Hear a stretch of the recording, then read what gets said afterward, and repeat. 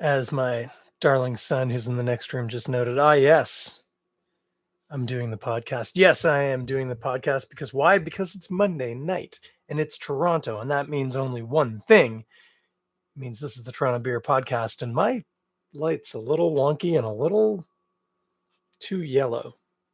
I'm going to let Rob Currie and the Currie brothers introduce us to themselves and fix that light. I'll be right back.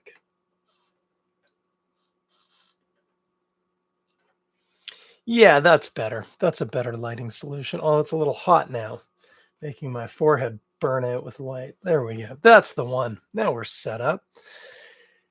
Oh, don't I like a Monday night podcast when it is still bright out? It must be getting close to summer. Did you get outside today? I hope you did. It was a real beauty of a day. I was a fan. I was a fan. Uh, I'm just going to get right into this. We don't need to talk about the weather, whether or not you know what's that song lyric? You know the one. Talk about the weather, whether or not you do something. I don't know. I do not know, but I do know what I've got here. I've just cracked it open. I haven't even shown it to you yet. This is a Flutterball Pale Ale from our friends at Left Field Brewery. What do I know about this beer? It's a pale ale and it's 5%. That's all I've gotten off the front of the label. I'm not going any deeper than that. Oh, but I can tell you the aroma is just pouring off this right now. This could be something.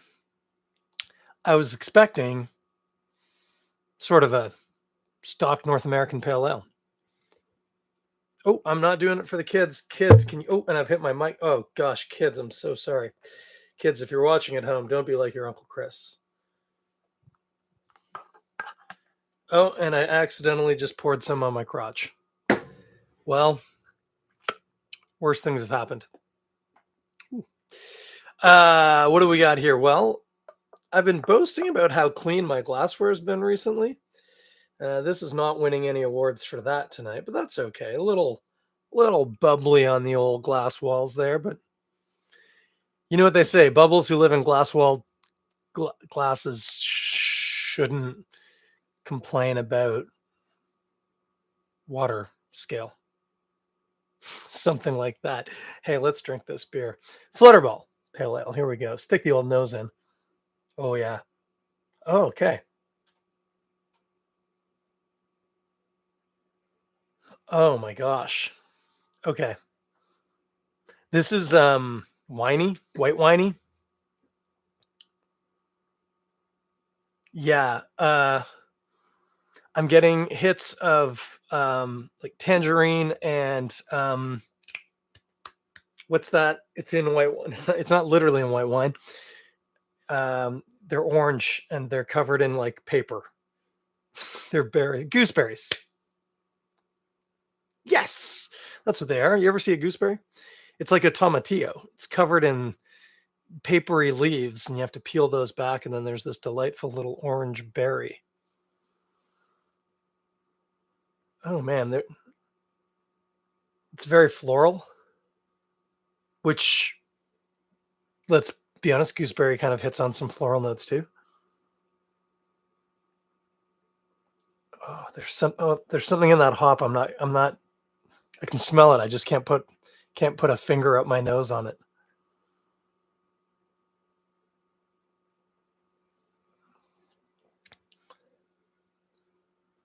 That was a very long break. I'm sorry. There's maybe just a little bit of like dank, kind of earthy thing.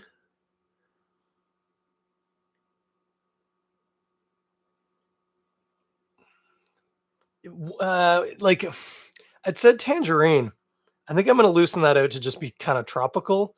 There's some citrusy kind of notes, but maybe some mangoey notes. But white wine tending towards gooseberry, sort of like a nice soft blanc. Oh, could there might be Nelson in this. I might have accidentally just bought a beer that has Nelson Sauvin hops in it, which would make me happy. Oh, look at this. We got people joining us already. Waving at everyone. Oh, I accidentally almost tried to block my wife. What were we saying? Yeah, white winey, tropically, gooseberry, a little earthy, but like that's pretty subdued. And like it's not piney earthy, it's just earthy, wet forest floor, damp forest floor, I would even say, because apparently that smells different. The hell do I know? All right, I'm tasting. I'm going in. I'm going in. Hmm. Hmm. Hmm. Hmm. Hmm. Oh yeah.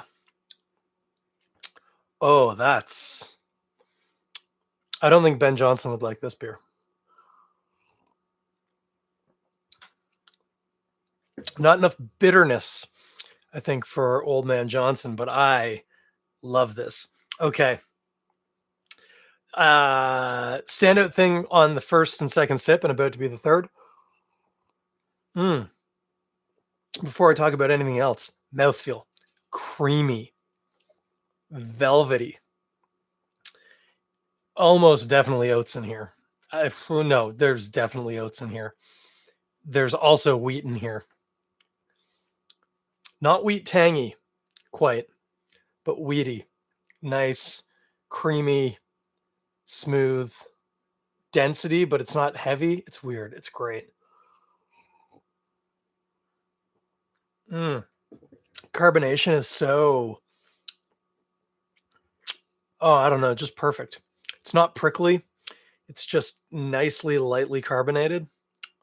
Oh, that's something. Okay, and then tastes. So more of the white wine for sure. I'm always a little leery about going out on a limb.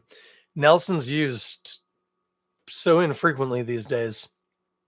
I think there's Nelson Sauvin hops in here because there is sort of a Sauv Blanc-y gooseberry.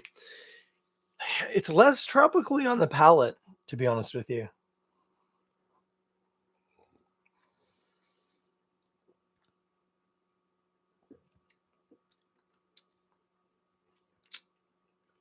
Yeah. Yeah, and by the way, when I say it's white winey, I'm not really getting I'm getting sort of vanilla, but it's not grapey. It's not like the grapey part of wine. But there's a little bit of a bitterness to it. It's very gentle though. Mm. Still a touch of that damp kind of earthiness. Pez might have a little bit of a Pez taste to it,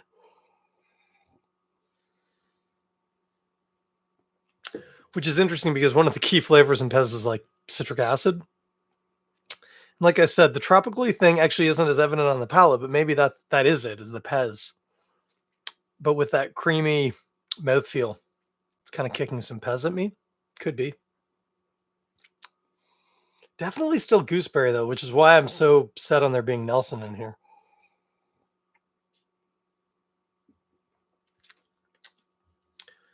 Maybe the right mix of Galaxy and Citra. Galaxy and Citra, you could get pretty close to this. Maybe with just a little like Amarillo? But there could be some Citra in there. But I think it's Nelson. I know who knows. The internet knows. I'm gonna have another sip and then I might go to the internet. Mm. By the way, the finish, just a delightfully creamy, like I say, just slightly bitter lingering finish, mainly hanging out on that winey gooseberry thing. It's bright. I guess people would say refreshing. I just I think the density of the mouthfeel makes it, I mean, it's not like it's not weighty, it's not hard to drink, but I wouldn't crush these. Like, I want to take my time with it. Mm. And yeah, with a bit of time, that Pezzy thing, it is. It's a little citrusy, maybe a little tropically. Again, that mango note, maybe, but it's not particularly mango. Oh, and maybe a little peachy. Mm, that could support my Galaxy Citra theory. That could. Okay, no, you know what? Well, let me go to the can first. Sorry, I noticed that it was bright enough to read by. Oh, there's actually not a lot of information on this can. Beautiful picture of a butterfly with a ball, seemingly. Pardon me. The butterfly is the ball. It's a little bit like a golden snitch. Well, they're suggesting ballpark pairings: honey garlic wings and jalapeno poppers. I suppose if you limit yourself to the stuff that you can often find at ballparks, and not so much in Toronto, but in other places, that's probably not bad. I think we can do better than that, and I think we will, but that's okay. And then they list the ingredients as water, malted barley, oats, wheat, hops, yeast. So yeah, I'm right about oats and wheat. I don't think I had any doubt about that. It doesn't say what kind of hop it is. Let's see. Mm-mm-mm. Let's see if the internet knows what hop this is. Flutterball left. Yeah, that's it. Flutterball Pale Ale, floating by as if on a spring breeze. Flutterball Pale Ale lands just over the plate with a low and gentle bitterness. Agreed. Notes of gooseberry and sunny citrus. Yeah, cool. I'm cool with that.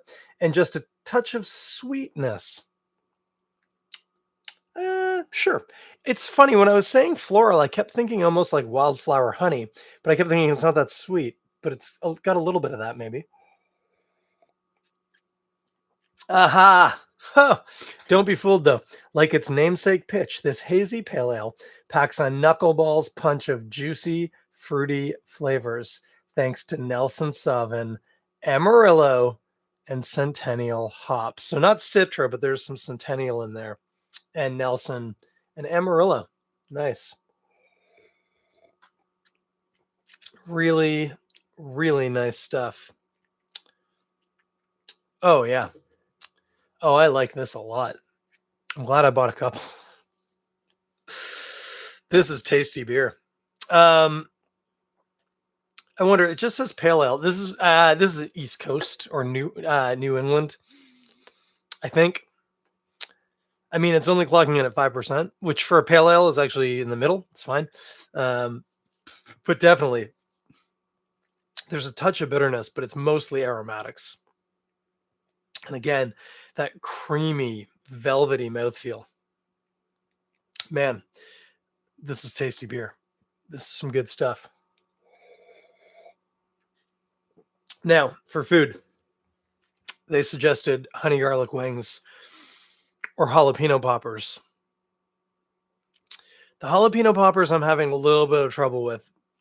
The jalapenos could be interesting because jalapeno has a really, especially in popper form, you really do get a lot of the taste of that jalapeno. And I think that part would actually go really well with this. Uh, but the breaded, deep fried, and then it's stuffed with cream cheese that's often spiced, often has garlic in it, which is great. I mean, I love jalapeno poppers. I just ate dinner and I'm quite full, and I'm kind of thinking about jalapeno poppers and kind of salivating, even though I'm quite full. But I like the idea of that cooked jalapeno. Jalapenos have a nice peppery, fleshy, very earthy kind of. I always worry about the word vegetal, but like there's a nice, they're fleshy green vegetables. They're really good, with a bit of spice, but it's like not crazy spice. That was my concern when I saw the jalapeno popper initially. Is I thought I don't actually think this beer is going to stand up to spice so well, because its strength is really its aromatics, and there isn't a lot of physical bitterness to the beer, which is where we normally get the good pairings of heat. But but I like the idea of the jalapeno popper. The honey garlic wings would probably be fine. Honey garlic wings are sweet and savory, and people like chicken. I would, and it's funny, both of these actually ideas. I would rather see if you wanted to do that. Don't do fried wings tossed in honey garlic sauce. Do wings cooked on the grill with a honey garlic sauce or glaze. Get a little bit of that char going. And again, not so heavy on the deep fry. I agree that this has, what was the word they used? Bright citrus or sunny citrus? A little tropically. But I don't think it has quite enough brightness. Again, little worrisome using the word acidity here, because again, we're not talking about a sour beer, but it is acidity that I'm considering here. If it were a more tart, tangy beer, be that from extra additions of wheat and or hop presence that gives it some zip, some tang, then getting into that deep fried range, be it wings or poppers, that's going to work pretty well, because that tartness, that acidity, will help cut the fattiness of the deep fry. But this beer doesn't have that, or at least I don't think it has quite enough to stand up against like that. That's why I think you should grill those wings, or you could even do legs or whatever, thighs, breasts, whatever part of the bird you want to eat. And then use a honey garlic sauce to finish it. That'd be really nice. And you would get some of that char, which has nothing to do with the beer, but I think would work well. But what I think you actually want to eat with this, and the jalapeno poppers made me think of this. You can do this with jalapenos, but what are those Japanese? They're like slightly smaller than a jalapeno, and they're thinner skin. I want to say shishito pepper. I think that's what it's called. Well, again, Google. Let's see if that's a thing. Shishito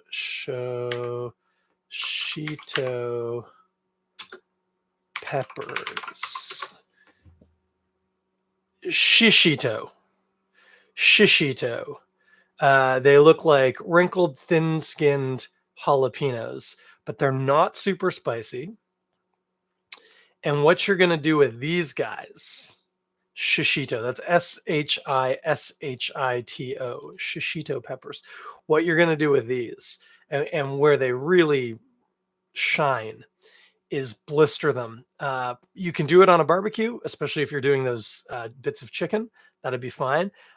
Even better under a broiler in the oven, works really well. I would like to eat those with this beer. Now, you can just blister them and eat them. That's tasty. You could stuff them like a jalapeno popper. If you were doing that, I would probably do, like, you could do a cream cheese. That would be okay. That would be fine. But I wouldn't go too crazy on flavoring the cream cheese. Maybe like a bit of orange zest and like a generic spice mix, like just a pinch of like Old Bay or something. In that, those would be really good. But the other thing you can do with those, again, you can just serve them as just blistered shishito peppers. They're really tasty to eat on their own, just as like a vegetable side. But you can also use them in like a salad. And this could go really interestingly with like a fennel salad with like a nice citrusy dressing with blistered shishito peppers. Again, the focus being those peppers, like not one or two on top of just a regular salad. 30% of the salad needs to be those peppers. And I think that would be really, really interesting, because again, we're not getting too spicy, but you're getting some of that peppery taste, which I think is going to play ball really well with the whiny notes in this beer myself. That's what I think. For cheese, I mean, this is a beer that's going to go well with a lot of cheeses. Bit milder on the cheese front. Doesn't have to be something major, something funky, something dank and with a gray fuzz on the cloth bound. You don't need to go that far. A lot of middling cheeses are going to work really well with this beer. You'll have a good time there. That's what you're going to eat with it. I'm glad I actually read those because that was inspiring. Makes a lot of sense when you start kind of simplifying it a bit. Again, deep fried. I don't think it's going to be bad. I just don't think they're going to like elevate each other. But something on the grill, I think that would work really well. Mm. Man, I just want to take another can of that out of my fridge. Just drink it right now. It's that good. It is that good. Okay, what's going on today? You watched the coronation the weekend? I did. Got up. Woke up early on a Saturday. I don't do that for much. Flights, sure. Rugby, probably. I was gonna say once in a lifetime coronation, except let's be honest. I was saying this to the kids. He's not going to live that long. We're going to see another one of those probably sooner than later. Yikes. But maybe he is.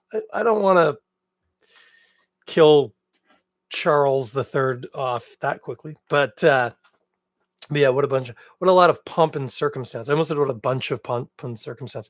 That sounds like a bunch of crap. That's not what it was. It was a beautiful surface. Fascinating, interesting, fairy tale stuff. That's the best part of the royal family. You have to ignore the long line of colonialism and the exploitation of the wealth of places that saw no benefit from that wealth. But if you just look at the basic fairy dust princess story side of the royal family, it's just charming. Uh, which is to say, you have to look over a lot. That was fun. Did you? I'm going to take a sip of beer while you answer. Mm-mm-mm. What else we got going on? I mean, I know I announced this, but because I'm drinking a left field beer, I would just like to remind you, left field has indeed procured a second location in Liberty Village, the former Three Brewers location, where they will be opening, I believe, this summer. I did not do any homework on this one. I probably still have the email from Mandy. Might say when they're opening.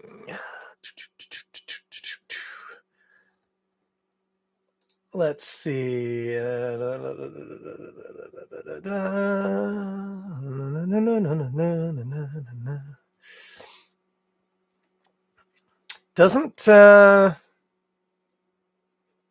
Doesn't say later this year. Late 2023. So not summer. They're aiming more like fall, winter. That's fine. I'm patient. I can wait. But that will be exciting. Looking forward to checking that spot out. Still haven't been to the Great Lakes Brew Pub in the West Portlands. West? Yeah. East? No, West. That's West Portlands. Yeah, I got to get down there. Great Lakes. Come on. What are we doing? I've actually been to the brewery in Etobicoke since that place opened. I still haven't been to that place. Should hop on my bike. That would be something, but worth remembering that Celebrate Left Field's soon to be open second location later this year.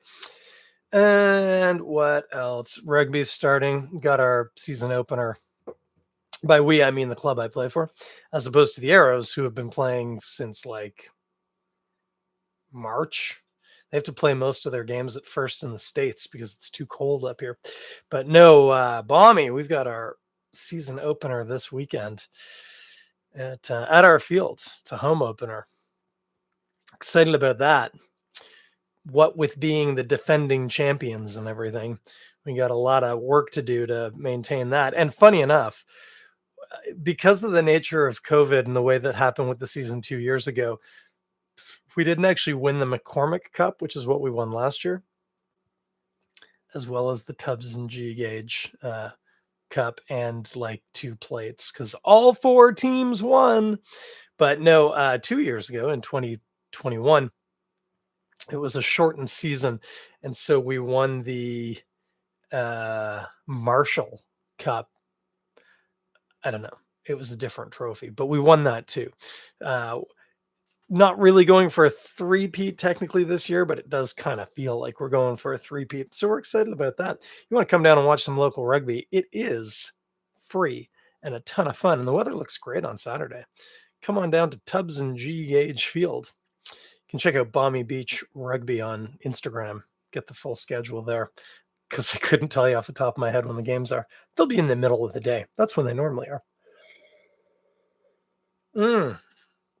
Man, that's good beer. And what else? And the little guys rugby practice starts next week, next Monday. I will be doing the podcast after it's been early recently. It's going to go back to being later once rugby practice starts again, because I won't be home until like 8:30, quarter to 9. But I will be happy and charmed by the wonderful little grommets running around playing rugby. We've been doing preseason, and it's been so much fun. They're so dang cute. And they were actually kind of playing rugby on Saturday. It made my heart swell with pride. And it's looking like a promising season. And we're rammed with kids. If you got kids, you want them to play rugby with the best club by performance anyway in the province, get them in now, because we might actually have to close registration. We have so many kids. So but do hit me up if you got a kid in your life aged 5 to 20, and if the kid is older than 20, also get in touch with me, but stop calling them a kid. They're an adult, because we got a spot for anyone, especially if you have a female identifying kid in your life who would be 12 or 13 years old, which is to say playing under 14. We've got a really solid all girls team at U14 that is looking to recruit more girls. And it's just a fantastic, fantastic program. So hit me up. Other than that, what else we got? Weather's looking great this week. I'm excited to be outside, already getting some sun on the old forehead. And there's more where that came from. It's going to be a patio week, guys. This is your homework this week. Even though the Cafe TO patios aren't set up yet, because I don't think they set them up until the May 2-4, which is next weekend. Get out this weekend. I had no idea you were even watching, Rob Jackson. Five head. Yeah, it's my forehead, my 5 head. I will point out that's 4 fingers, but I was going to crack the same joke. And over here, where the widow's peaks are, it's like a 6 head. So depends where you measure from, buddy. Get out and get on a patio and drink something. I don't even care if it's a beer or not. Just get to a patio, get your butt on a seat at a table where you can watch the world go by, enjoy the sunny, balmy weather, and get something tasty into you. And most importantly, support a local bar. So pick your patio and get on it, because this is the week for it. This is the patio drinking week. It's kicked off. It's all happening. Or come down to the beach and hang out. We like drinking on the beach too. Well, this has been Flutterball Pale Ale from Left Field Brewery. I bought it at the brewery. You can buy it there too. They also do delivery. So you can order it and have it sent to your house. If you're within Toronto, it's like next day delivery. If you're outside of, they have a postal code range. Basically, it's like if your postal code starts with an M, you're okay. If it starts with something else, you have to use, I think it's Canada Post they use. I'm not sure. But delivery. But then it's a couple of days. But they can deliver anywhere in the province of Ontario. Can't cross the provincial border due to stupid, archaic anti-prohibition laws. No, not post-prohibition. That's the word I was looking for. Laws that they make no sense, and indeed are probably unconstitutional. But that has yet to be proven in a court of law, judged by I was going to say a jury of their peers, but that would be That would be a judge making that call, not jury. Anyway, you can get this Flutterball Pale Ale. I also got some of this.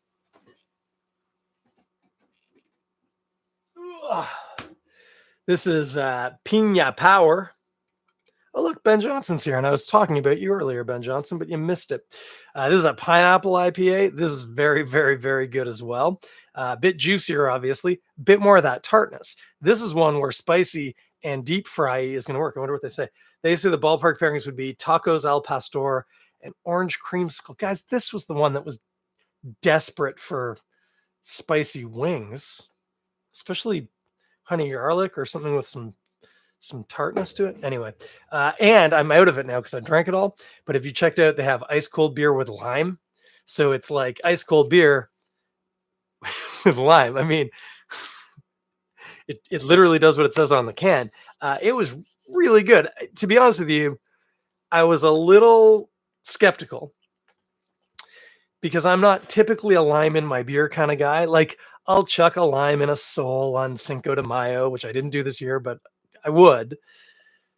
But it's not like my favorite thing. And like I got a buddy, he loves the lime and lager, like bit of lime cordial in the lager, and I'll do that with him to be sociable. But it's again just not my jam. But that ice cold beer with lime, it's really good. I also love that the packaging, because ice cold beer is a 100% Ontario ingredient beer. Everything in it is from Ontario, but when they put the lime juice in, obviously that's not from Ontario, and so they say it's like 97% Ontario ingredients, which is just cute. I don't even know if that's an accurate percentage. It doesn't have to be, but it's just funny and cute. So you can pick up some of that too. And of course, I grabbed some Greenwood because I wouldn't go to left field and not buy some Greenwood. Mm. But you should buy some of this Flutterball, even if Ben Johnson probably wouldn't like it because it wouldn't be bitter enough for his delicate mouth. Ben says he bets if you drop a shot of tequila in that ice cold beer with lime, it would be killer. I mean, I'm game.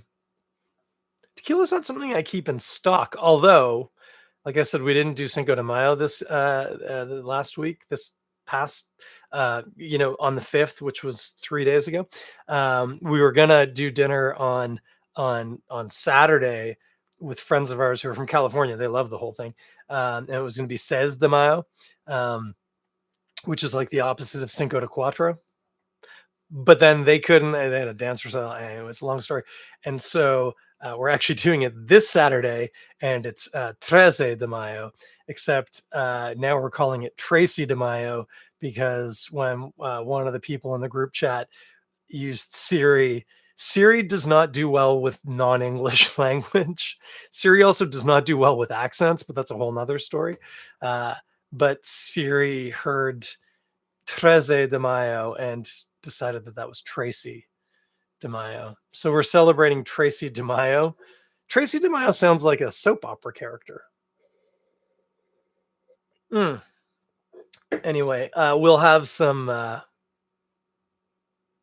Ben Johnson, are you watching this back? Delicate mouth feel? What? It does have a delicate mouth feel. Did I say that? Anyway, tequila. That's the point. We'll have some tequila at Tracy de Mayo. It will more likely be in blended margaritas because when it comes to Mexican cuisine, I am what the kids would call basic. Ben Johnson, you need to get some ice cold beer. And I'm just reading your comments now. With the lime in it, you'd like it. Delicate. Oh, I did say you have a delicate mouth. I don't even know really what I meant by that. You like things bitter. That's not a delicate mouth at all. This beer, not pronouncedly bitter. Very aromatic. Very creamy mouthfeel. You need to listen to the podcast again. You also need to make a podcast this week because you didn't last week, and I did. So I'm better. That's why you're listening to the Toronto Beer Podcast with me, your host, Chris Schreier. And you know what? It's time to shut this down. We talked about rugby. We talked about beer. We talked about Tracy DeMaio.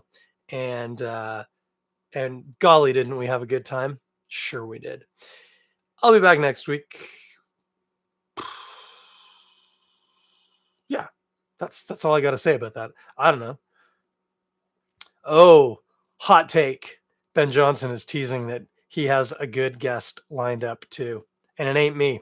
So, uh, Ben Johnson, he's got a podcast called Beer and Bullshit. You should check it out. If you like listening to white dudes talk about beer, that's two more white dudes talking about beer. So, it's everything you're looking for. Mm. Well, now I've finished my Flutterball. I'm going to let Rob Currie and the Currie brothers take us home. As always, that EP is listed in the description. And if you haven't bought it already, what the hell are you waiting on? Maybe you just don't like music.